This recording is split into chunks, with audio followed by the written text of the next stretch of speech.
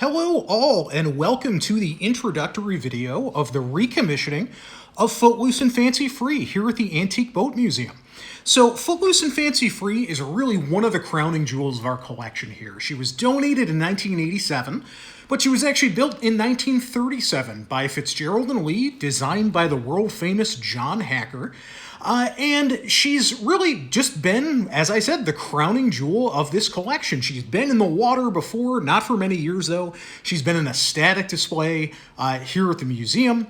And about a year and a half ago, we were approached by a very generous benefactor of the museum who said, I'd really like to see a recommissioning of Footloose and Fancy Free.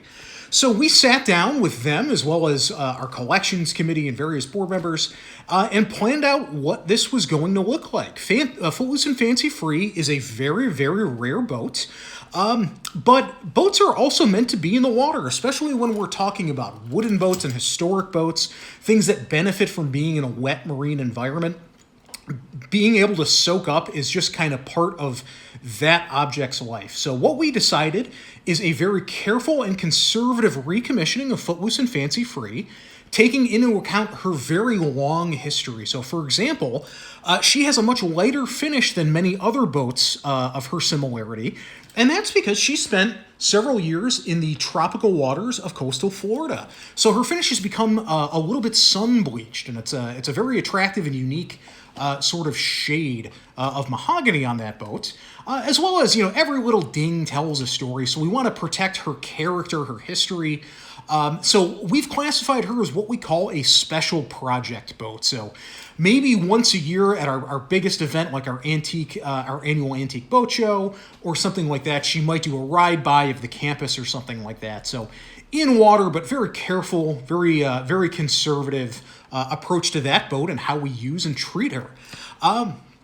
And as I said, this is the introductory video of what a large part of this project was, which is how is this boat going to be repowered? Because we know that the engine that she shows up with in 1987 when she's donated is not the original engine. She's had at least 5, maybe 6 engines in her throughout her long lifespan.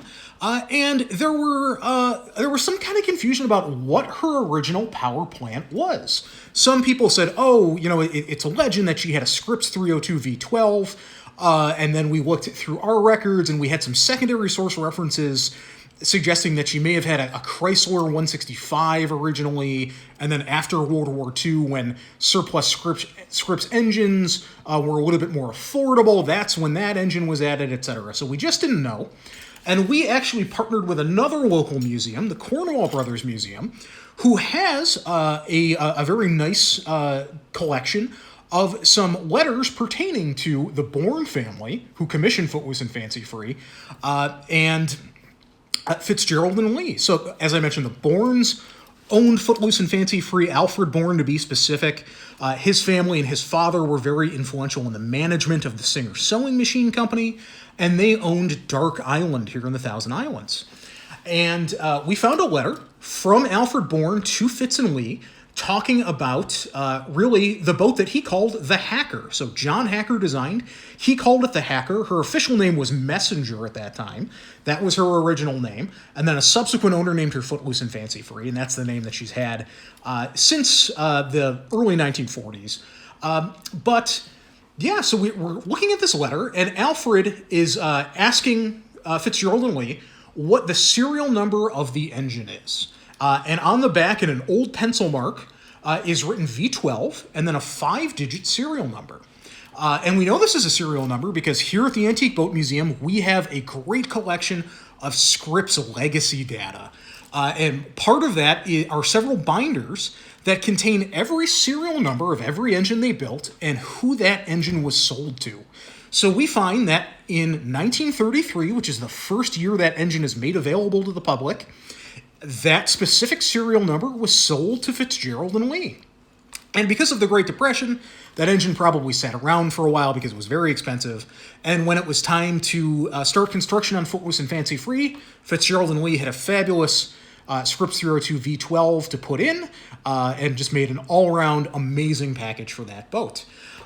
So here at the museum, we didn't have a spare Scripps 302, but what we did have was what we call our shell Scripps.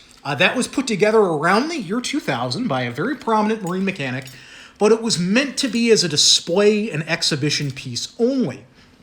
Therefore, some of the parts that were used were parts that were readily available but wouldn't be suited towards an engine that was actually going to be functional. For example, the manifolds had a few cracks.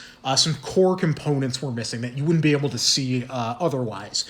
And we had some very very talented local mechanics and machinists, and they took a look at this and said, hey, we can take this and source some parts and put together a really good engine for Footloose and Fancy Free, which is the route that we went. So this introductory video is the first video that Mark Hill of Fourth Coast Fours made for us, where he is breaking down the engine and assessing it, and assessing some parts that came in as a donation as part of this project of another Scripps engine by the Bindrum family, and kind of just taking a look at what's going to be viable, talking about some of the vendors that he's going to be using, etc. So I hope you really enjoy this introduction to our recommissioning of Footloose and Fancy Free. And we have a lot more information that is going to be coming to YouTube and social media every 2 weeks on Mondays. So please stay tuned for that. Hey, so this is for Rebecca, Kathy Cross, anyone who's on the committee for ABM that's involved with the awesome Footloose project, which involves the V12 Scripps. Some folks on the committee came down today and we wrestled around with a Mammoth Scripps. That's why I nicknamed this the Mammoth. We kind of nickname all our engines. And you can see Kevin has got this laid out pretty beautifully. All these castings are heavy and they're being sent to industrial oven to be baked to get rid of all the scale and the paint and everything, and then they're going to be shot peened, which will not only clean them perfectly, but it'll also strengthen the casting. And of course, after that, when we get all the paint off and we get it clean, we'll be able to determine if there's cracks.